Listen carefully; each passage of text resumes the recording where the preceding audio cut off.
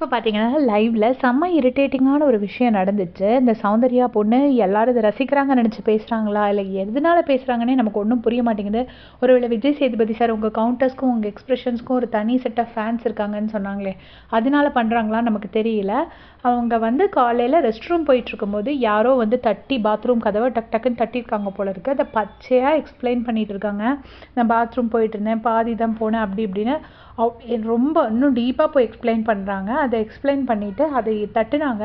So இத நீங்க என்னன்னு கேட்கணும் அப்படின்னு சொல்லி விஜய் விஷால் கேப்டன் கிட்ட வந்து உட்காந்து மன்றாடிட்டு இருக்காங்க. அப்போ மஞ்சரிலாம் சொல்றாங்க, ஐய்யய்யோ! இது டூ மச்சா இருக்கு. இத ஸ்டாப் பண்ணுங்கங்கிற மாரி சொல்றாங்க. முத்துக்குமரன் வந்து அப்படியே முகம் சுளிக்கிறாரு. சுளிச்சுட்டு, போதும் போதும் இத நீங்க தனியா போய் டிஸ்கஸ் பண்ணக்கூடாதா? இத காமன்ல தான் வச்சு டிஸ்கஸ் பண்ணணுமா? அப்படின்னு சொல்லிட்டு முத்துக்குமரன் சொல்றாரு. ஆனா ஜாக்லின், ரயான் எல்லாம் அத வந்து என்ஜாய் பண்ணி ஜாலியா சிரிச்சுட்டு இருக்காங்க. ஃபன்னா தான் சொல்றாங்க. என்னால நமக்கு அது கேட்கறதுக்கு ஒரு மாரி ரொம்ப டிஸ்கஸ்டிங்கா இருந்துச்சு. ஸோ அது வந்துட்டு இப்போ முத்துக்குமரன் தனியா போய் பேசுங்க அப்படின்னு சொல்றாங்க. ஆனாலும் சௌந்தர்யா நிறுத்தின பாடில்ல. உடனே ரஞ்சித் சார் கேட்குறாரு, "உனக்கு இப்போ வேணும்னா நான் வேணா ஒரு கப் வெந்நீர் வச்சு தரட்டுமாம்மா?" அப்படின்னு கேட்குறாரு. உடனே இல்ல அது அதோட வலி எனக்கு மட்டும் தான் தெரியும் அப்படின்னு சொல்லிட்டு சௌந்தர்யா சொல்றாங்க, "இந்த வீட்ல எனக்கு ஒழுங்கா வர ஒரே விஷயமே அது ஒண்ணு தான். அதையும் ஒழுங்கா பண்ண விட மாட்டேங்கிறாங்க.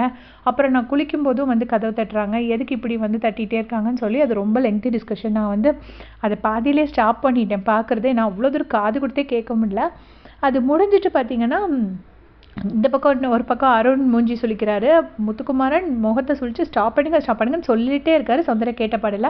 அதுக்கப்புறமா கொஞ்ச நேரம் கழிச்சு மஞ்சரி வந்து மைக் சரியா மாட்டல அப்படின்னு சொல்லிட்டு முத்துக்குமரனுக்கு வந்து இந்த டாஸ்க் கிடைக்குது. அவர் போயிட்டு ஒருத்தட்டையா போய் சொல்லணும். அப்ப வந்து முத்துக்குமரன் போயிட்டு ஒருத்தட்டையா கும்பிட்டு சொல்றாரு, மைக்க ஒழுங்கா மாட்டுங்கன்னு. அப்ப சௌந்தர்யா ஏதோ ஃபேஸ் இது பண்றாங்க.